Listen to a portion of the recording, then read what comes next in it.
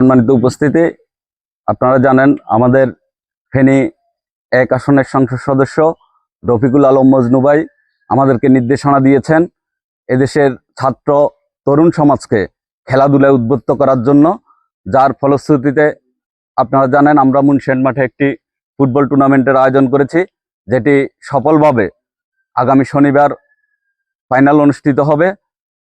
আমরা এলাকার ছাত্র তরুণ সমাজকে মাদক ও মোবাইল গেম থেকে মুক্ত রাখার জন্য আমরা এই তরুণ সমাজকে, ছাত্র সমাজকে মাঠে নামাতে আমরা আমাদের প্রচেষ্টা চালিয়ে যাচ্ছি এবং এই প্রচেষ্টা আগামীতেও অব্যাহত থাকবে।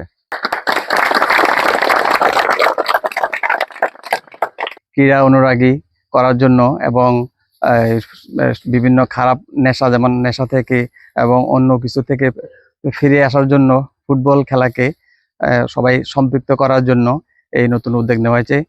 সোহেলের পক্ষ থেকে আমাদের জগৎপুর গ্রামের একটা খেলোয়াড়দেরকে ফুটবল দেওয়া হচ্ছে, যাতে ভবিষ্যতে এই টুর্নামেন্ট গঠন করে সামনে খেলাধুলা এবং পড়াশোনা দুইটা আগায় নেওয়া যায়, এই জন্য উদ্যোগ নেওয়া হয়েছে। ধন্যবাদ সবাইকে।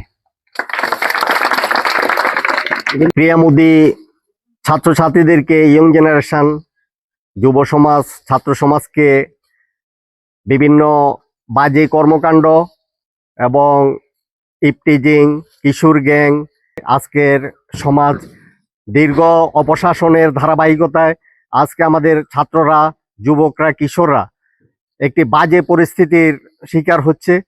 সেই বাজে অবস্থা থেকে আমাদেরকে ফিরিয়ে আনার জন্য আমাদের জনগণের সরকার, গণপ্রজাতন্ত্রী বাংলাদেশ সরকার, বিএনপি সরকার এই বিষয়গুলা অনুধাবন করে আজকে ছাত্র সমাজকে, যুব সমাজকে সঠিক পথে, সঠিক নির্দেশনায় আনার জন্য, এই সমস্ত বাজে অপকর্মকাণ্ড থেকে ফিরিয়ে আনার জন্য যে কর্মসূচি হাতে নিয়েছে, ক্রীড়ামোদী ভাইদেরকে খেলাধুলার মাধ্যমে ক্রিকেট, ফুটবল সহ বিভিন্ন খেলাধুলায় উদ্বুদ্ধ করে যে বাজে সময় বাইরে কাটায়, সেই সময়টা যেন খেলাধুলার মাধ্যমে দেশ এবং জাতির কল্যাণে কাজ করে যেতে পারে, খেলাধুলার মাধ্যমে প্রফুল্ল থাকতে পারে এবং পাশাপাশি পড়ালেখায় এগিয়ে যেতে পারে।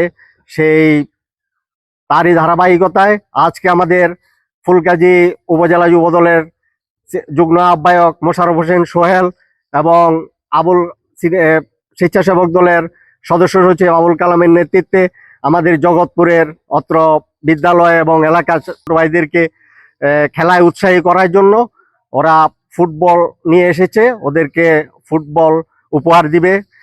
এই ফুটবলের মাধ্যমে ফুটবল প্রেমীরা এগিয়ে যাবে।